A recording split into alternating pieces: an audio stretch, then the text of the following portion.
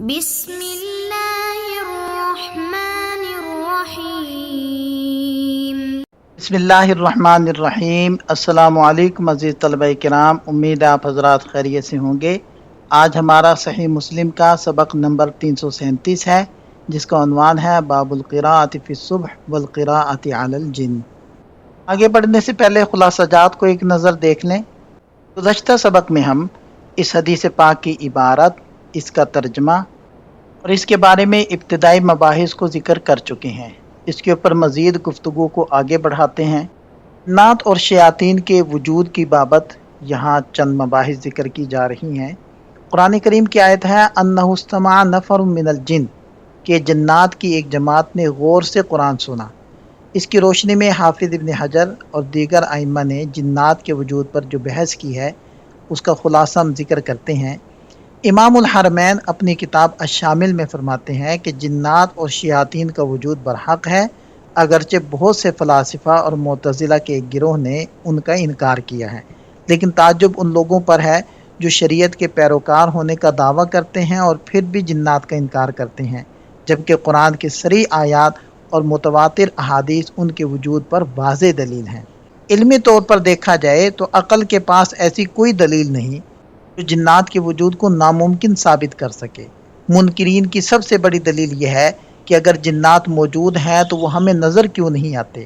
اس کا جواب یہ ہے کہ کسی چیز کا نظر نہ آنا اس کے نہ ہونے کی دلیل نہیں ہے۔ جو شخص اللہ تعالیٰ کی قدرت کے عجائبات اور اس کی پیدا کردہ ان گنت مخلوقات سے واقف ہے، وہ جنات کے وجود کو ہرگز بعید یعنی ناممکن قرار نہیں دے سکتا۔ قاضی ابو بکر باقلانی رحمہ اللہ فرماتے ہیں کہ جنات کے حوالے سے لوگوں کے مختلف گروہ بن گئے ہیں۔ کچھ سرے سے ان کے وجود کے منکر ہیں، کچھ وجود کو تو مانتے ہیں لیکن کہتے ہیں کہ وہ اب ختم ہو چکے ہیں، اب موجود نہیں۔ کچھ وجود کو مانتے ہیں مگر اس بات کا انکار کرتے ہیں کہ وہ انسانوں پر کسی قسم کا اثر ڈال سکتے ہیں، لیکن یہ تمام نظریات شرعی نصوص کے خلاف ہیں۔ قاضی عبدالجبار معتزلی کے مطابق جنات کا ثبوت عقل سے نہیں بلکہ سمع یعنی اللہ اس کے رسول صلی اللہ علیہ وسلم کے بتانے سے ملتا ہے، کیونکہ ہم اپنی عقل سے ان غائب اجسام تک نہیں پہنچ سکتے جب تک وحی ہمیں ان کی خبر نہ دے۔ اگر ان کا وجود اتنا واضح ہوتا کہ عقل خود بخود اسے مان لیتی تو پھر اس میں اختلاف ہی نہ ہوتا، لیکن ہمیں یقینی طور پر یہ معلوم ہے کہ نبی پاک صلی اللہ علیہ وسلم جنات کے وجود کو دین کا حصہ مانتے تھے، اور آپ علیہ السلام کا یہ عقیدہ اتنی شہرت رکھتا ہے کہ اس پر مزید دلیلیں دینے کی ضرورت ہی نہیں ہے۔ بہرحال جنات کا وجود ایک ایسی حقیقت ہے جس کی بنیاد قرآن و سنت کی ٹھوس دلیلوں پر ہے۔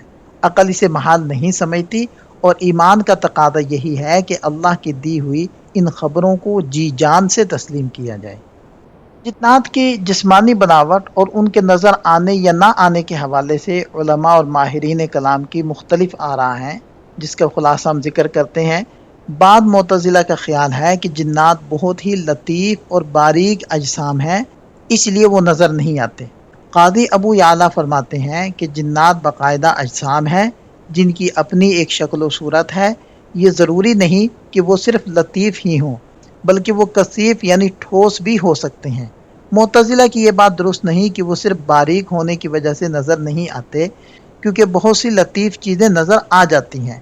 اصل بات یہ ہے کہ وہ اس لیے نظر نہیں آتے کہ اللہ تعالیٰ نے ہمارے اندر انہیں دیکھنے کی قوت ادراک پیدا نہیں فرمائی۔ امام شافعی رحمہ اللہ کے ایک مشہور قول ہے کہ جو شخص یہ دعویٰ کرے کہ وہ جنات کو دیکھتا ہے، ہم اس کی گواہی کو مردود قرار دیں گے، سوائے اس کے کہ وہ اللہ کا نبی ہو۔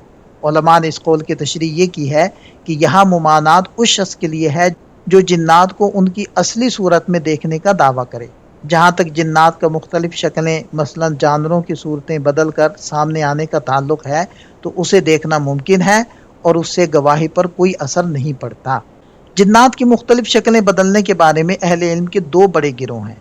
بعض کہتے ہیں کہ یہ صرف نظر کا دھوکہ یا تخیل ہوتا ہے، حقیقت میں جن اپنی اصل صورت نہیں بدلتا۔ بعض حضرات کا کہنا ہے کہ وہ حقیقت میں شکل بدل لیتے ہیں مگر یہ ان کی اپنی ذاتی قدرت میں نہیں ہوتا بلکہ اللہ کے سکھائے ہوئے کسی خاص عمل کے ذریعے سے ہوتا ہے۔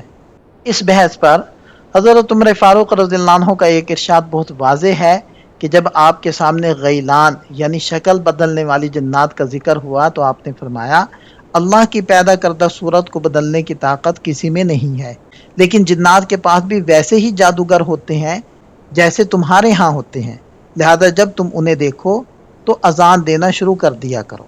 خلاصہ یہ ہے کہ جنات کا نظر نہ آنا ان کی لطافت سے زیادہ ہماری بصارت کی حد بندی کی وجہ سے ہے۔ وہ اپنی اصل صورت میں نظر نہیں آتے، البتہ اللہ کے دیے ہوئے خاص طریقے سے مختلف شکلیں اختیار کر سکتے ہیں، اور ایسی صورت میں اذان کے ذریعے ان کے شر سے بچا جا سکتا ہے۔ جنات کے وجود کے اس بات کے بعد ان کی نسل اور شرعی احکام کی پابندی کے حوالے سے چند تفصیلات ذکر کرتے ہیں۔ جنات کی اصل کے بارے میں دو بڑے قول ہیں۔ پہلا قول، یہ سب ابلیس کی اولاد ہیں، ان میں سے جو کافر ہو جائے اسے شیطان کہا جاتا ہے، اور جو ایمان لے آئے وہ جن کہلاتا ہے۔ حضرت ابن عباس رضی اللہ عنہما کی روایت سے اس بات کو تقویت ملتی ہے کہ یہ سب ایک ہی اصل سے ہیں، بس اوصاف کی بنیاد پر نام الگ ہیں۔ دوسرا قول، شیاطین خاص طور پر ابلیس کی اولاد ہیں، جبکہ جنات ایک الگ مخلوق ہیں جو ابلیس کی نسل سے نہیں ہیں۔ اب دوسری بحث یہ ہے کہ کیا جنات احکام شرعیہ کے مکلف ہیں؟ جمہور علماء اور اہل نظر کا اس بات پر اتفاق ہے کہ جنات بھی انسانوں کی طرح اللہ کی عبادت اور شرعی احکام کے پابند ہیں۔ دلیل یہ ہے کہ قرآن کریم کی صریح آیت ہے کہ اللہ نے جنوں اور انسانوں کو صرف اپنی عبادت کے لیے پیدا کیا ہے۔ اسی طرح جزا و سزا کے بارے میں شیطان کی مذمت، ان کے شر سے بچنے کا حکم، ان کے لیے عذاب کا وعدہ اس بات کی پکی دلیل ہے کہ وہ اپنے افعال میں با اختیار ہیں۔ اگر وہ مجبور محض ہوتے تو ان پر سزا یا عذاب کا کوئی جواز نہ ہوتا، لہذا ثابت ہوا کہ وہ حق اور باطل کے انتخاب کی قدرت رکھتے ہیں۔ سوال یہ ہے کہ کیا جنات میں خود ان کی اپنی جنس سے انبیاء کرام تشریف لائے؟ اس سوال پر بھی علماء کی دو رائے ہیں۔ پہلی رائے حضرت ضحاک بن مزاحم کی ہے کہ جنات میں انہی کی جنس سے انبیاء اور رسول بھیجے گئے۔ ان کی دلیل قرآن کریم کی یہ آیت ہے، اے جنوں اور انسانوں کی جماعت، کیا تمہارے پاس تم ہی میں سے رسول نہیں آئے؟ ان کا استدلال یہ ہے کہ اگر جنات کے رسولوں سے مراد انسانوں کے رسول لیے جائیں تو اس کے برعکس یعنی انسانوں کے رسولوں سے مراد جنات کے رسول لینا بھی جائز ہونا چاہیے، جو کہ عقلاً باطل ہے۔ دوسری رائے، اکثر علماء کے نزدیک تمام بنیادی رسول انسان ہی تھے، جبکہ جنات میں نذیر ہوتے تھے جو انسانی رسولوں کا پیغام اپنی قوم تک پہنچاتے تھے۔ حاصل کلام یہ نکلا کہ جنات ایک باقاعدہ مکلف مخلوق ہے جو اپنی اصل کے اعتبار سے شیاطین کے ساتھ گہرا تعلق رکھتی ہے، اور اللہ تعالیٰ نے انہیں بھی حق و باطل کی تمیز اور اپنی عبادت کا پابند بنایا ہے۔ جنات کی طرف بھیجے جانے والے رسولوں کی نوعیت کیا تھی؟ اس بارے میں ائمہ کے مختلف نقطۂ نظر ہیں، اور ان کی وضاحت کچھ اس طرح ہے کہ جمہور علماء اس بات کے قائل ہیں کہ بنیادی طور پر تمام رسول انسانوں میں سے ہی منتخب کیے گئے۔ قرآن کریم کی اس آیت جس میں جن و انس کے رسولوں کا ذکر ہے، اس کی وضاحت یہ ہے کہ اللہ کی طرف سے اصل پیغمبر تو انسان ہی تھے، لیکن جنات کی ایک جماعت اللہ کے حکم سے زمین پر پھیل جاتی تھی۔ وہ انسانی رسولوں کا کلام سنتے اور پھر اپنی قوم کے پاس جا کر وہ پیغام پہنچاتے تھے۔ اس لیے قرآن میں جنات کا یہ قول نقل ہوا ہے کہ بے شک ہم نے ایک ایسی کتاب سنی ہے جو حضرت موسیٰ علیہ السلام کے بعد نازل ہوئی، یعنی انہوں نے براہ راست انبیاء سے فیض حاصل کیا اور اپنی قوم کے لیے مبلغ بن گئے۔ دوسرا نظریہ ہے علامہ ابن حزم رحمہ اللہ کا۔ وہ اس بات کے قائل ہیں کہ جنات میں انہی کی جنس سے انبیاء مبعوث ہوئے تھے۔ وہ نبی پاک صلی اللہ علیہ وسلم کی اس حدیث سے استدلال کرتے ہیں کہ پہلے انبیاء خاص اپنی قوم کی طرف بھیجے جاتے تھے، چونکہ جنات اور انسان ایک قوم سے نہیں ہے، اس لیے یہ ثابت ہوتا ہے کہ ماضی میں جنات کے لیے انہی میں سے نبی ہوتے تھے۔ البتہ وہ یہ بھی تسلیم کرتے ہیں کہ انسانوں میں سے صرف ہمارے نبی حضرت محمد صلی اللہ علیہ وسلم ہی وہ واحد ہستی ہیں جنہیں انسانوں اور جنات دونوں کی طرف رسول بنا کر بھیجا گیا، اور اس پر تمام امت کا اتفاق ہے۔ امام ابن عبد البر رحمہ اللہ فرماتے ہیں کہ اس بات میں کوئی اختلاف نہیں کہ حضور نبی کریم صلی اللہ علیہ وسلم تمام جن و انس یعنی ثقلین کے لیے رسول بنا کر بھیجے گئے ہیں، اور یہ اللہ کا وہ خاص فضل ہے جو صرف ہمارے نبی صلی اللہ علیہ وسلم کو تمام انبیاء کرام پر عطا کیا گیا۔ اسی طرح حضرت ابن عباس رضی اللہ عنہما سے سورہ غافر کی آیت وَلَقَدْ جَاءَكُمْ يُوسُفُ مِنْ قَبْلُ بِالْبَيِّنَاتِ کہ تمہارے پاس اس سے پہلے حضرت یوسف علیہ السلام واضح نشانیاں لے کر آئے ہیں، اس کے بارے میں منقول ہے کہ حضرت یوسف علیہ السلام بھی جنات کے رسول تھے۔ امام الحرمین اپنی کتاب الارشاد میں فرماتے ہیں کہ یہ بات تو ہمیں یقینی طور پر معلوم ہے کہ نبی پاک صلی اللہ علیہ وسلم نے خود یہ دعویٰ فرمایا ہے کہ آپ تمام جنات اور انسانوں کی طرف مبعوث ہوئے ہیں۔ آپ کی دعوت عالمگیر تھی اور اس میں کسی شک و شبہ کی کوئی گنجائش نہیں ہے۔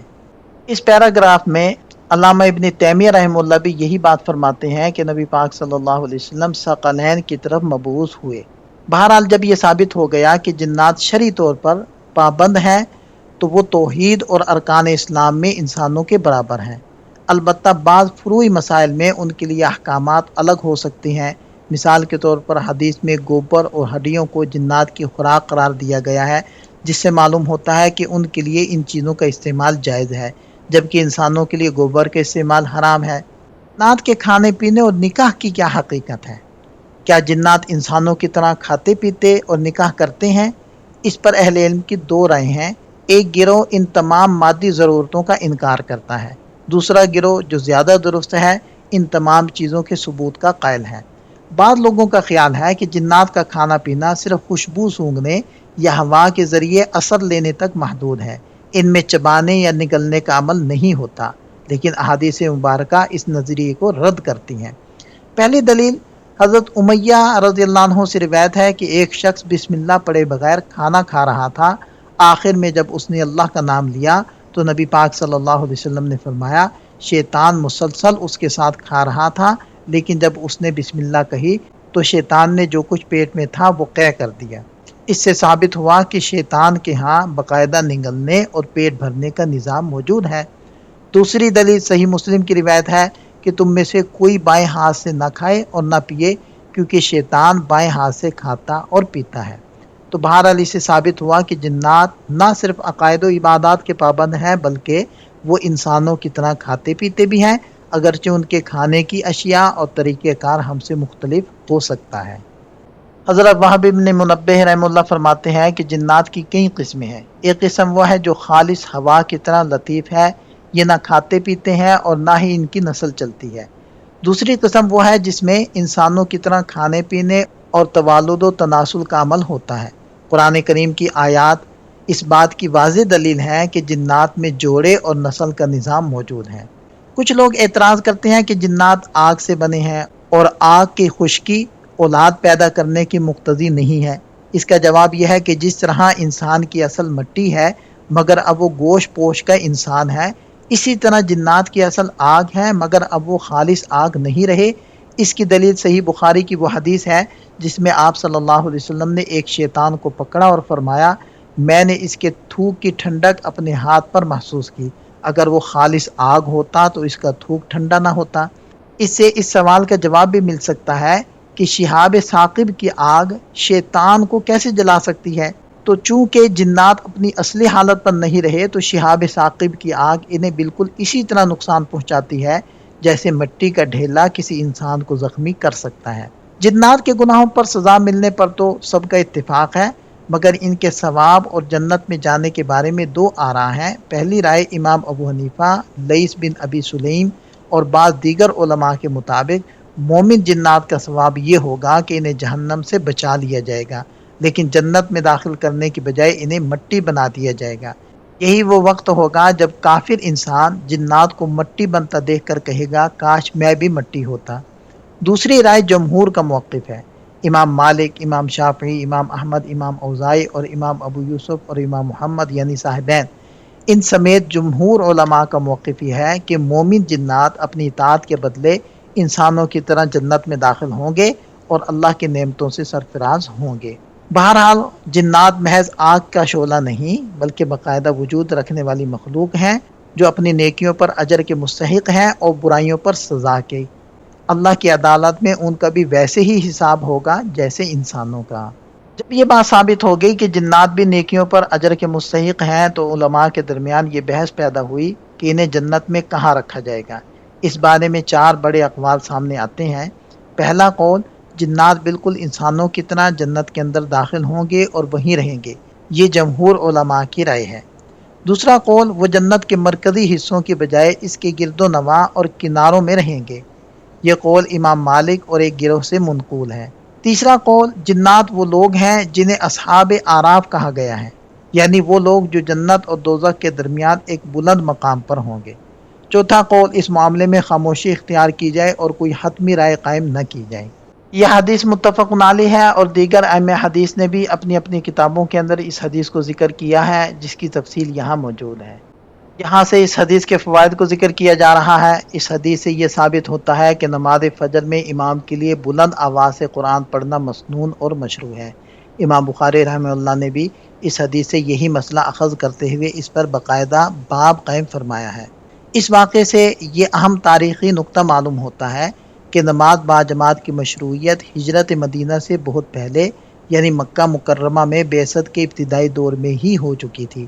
صحابہ کرام نبوت کے آغاز سے ہی نبی پاک صلی اللہ علیہ وسلم کی اقتداء میں مل کر نماز ادا کرتے تھے۔ اس سے یہ بھی معلوم ہوا کہ نماز باجماعت صرف گھر یا مقیم ہونے کی حالت کے لیے نہیں بلکہ سفر کے دوران بھی باجماعت نماز ادا کرنا مسنون عمل ہے، جیسے کہ نبی پاک صلی اللہ علیہ وسلم نے اس سفر کے دوران صحابہ کرام کے ساتھ فجر کی نماز ادا فرمائی۔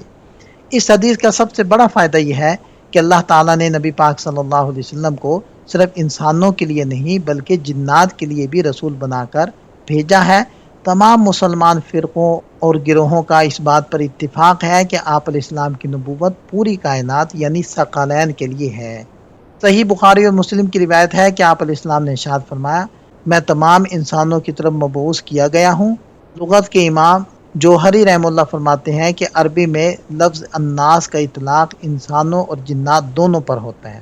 قرآن کریم کی سورہ احقاف میں تفصیل سے ذکر ہے کہ کس طرح جنات کی ایک جماعت نے آپ علیہ السلام سے قرآن سنا، اس پر ایمان لائے اور اپنی قوم کو جا کر ڈرایا۔